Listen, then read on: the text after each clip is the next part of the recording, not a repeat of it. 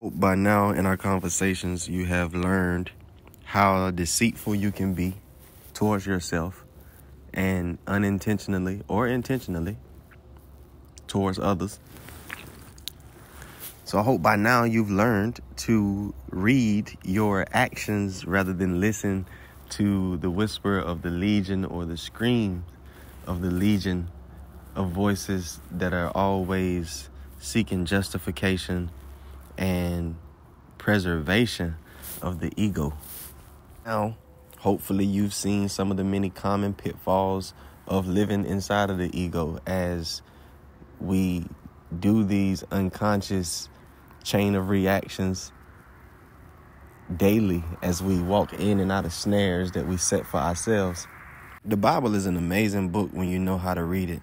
Information is half the battle, but interpretation determines whether that information can be applied accurately and beneficially or incorrectly and non-beneficially. You don't have to think hard at all to think back to a time when someone got good results from an action and promoted that action to you, and you went and carried out that same action and saw less or no results at all. And I have no doubt that you went through that experience as a full-blown human. I have no doubt that you questioned the integrity of the idea. I have no doubt that you questioned the accuracy of the person who promoted the idea. And I have very little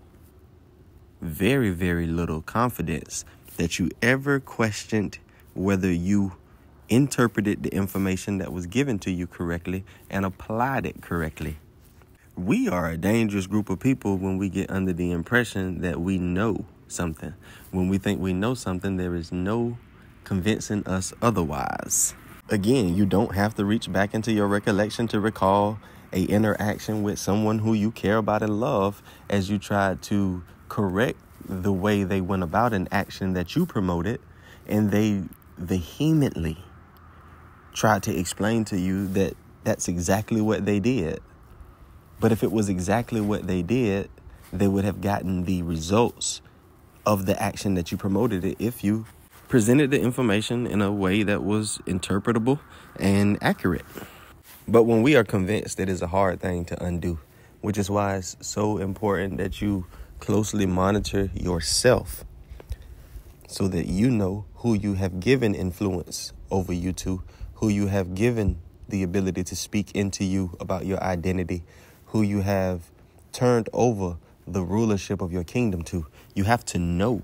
You can't avoid the truth and move righteously. The two don't go together. Life is a constant act of correcting the blind spots that you avoided the day before. See, you got a lot of practice avoiding issues. You have a ton of practice calling things what they aren't so that you can remain under the impression that they are what you want them to be or need them to be okay. And I know it sounds like a mouthful. I get it. I know it sounds like I'm talking in circles. I get it. But could it be possibly that the way that we live is very circular?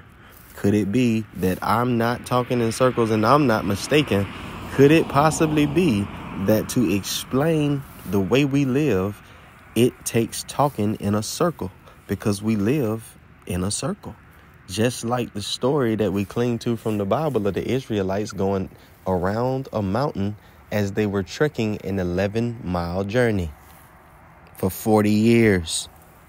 Now, I'm not going to get all in depth with this, but I will say that there is no historical account in anybody's library, not even the ones that were destroyed, made mention of any time where a group of non-pigmented people were captive in Kemet or Egypt or whatever you know this place to be called. But this story is very relatable to all of us. Bump the history. Don't worry about that. See yourself in the story.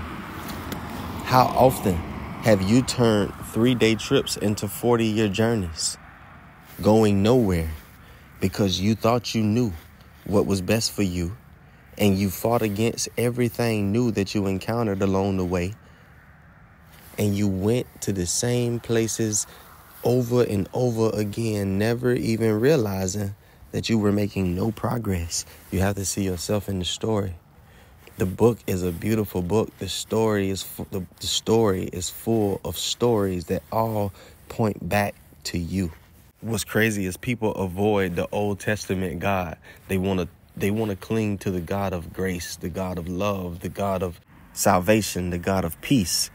But we all really can relate to the Old Testament God who, when he was presented with things that he disliked, he destroyed whole cities, sometimes 2 at a time.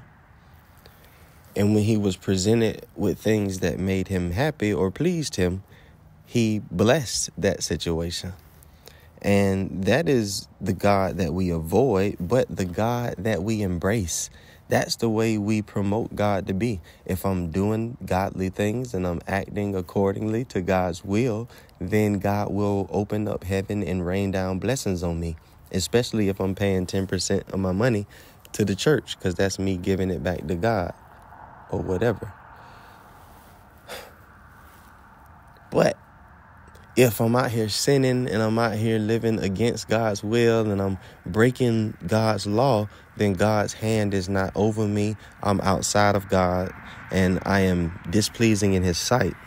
If I'm there for somebody who asked me to be there for them, or maybe even didn't ask me to be there for them, but I said I wanted to be, and then I'm under the impression that I need them to be there for me later, and they're not there, so we're going to pretend that we're going to act graciously and continue to move in forgiveness like the God of the New Testament that we say we love and we model after?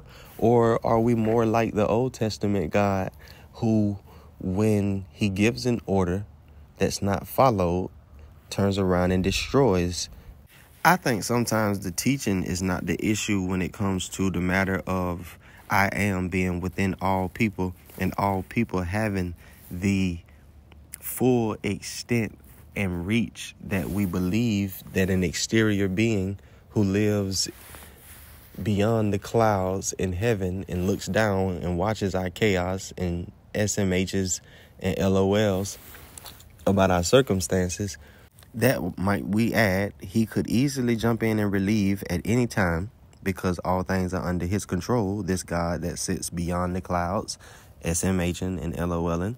But the same God that we said we shouldn't tempt and who does not tempt us to evil, we always believe is running some type of sick scientific experiment on us where he is teaching us in all moments by use of brute and just malicious methods where we're left at danger and feeling everything but the peace and joy that comes with the partnership and relationship of the Father.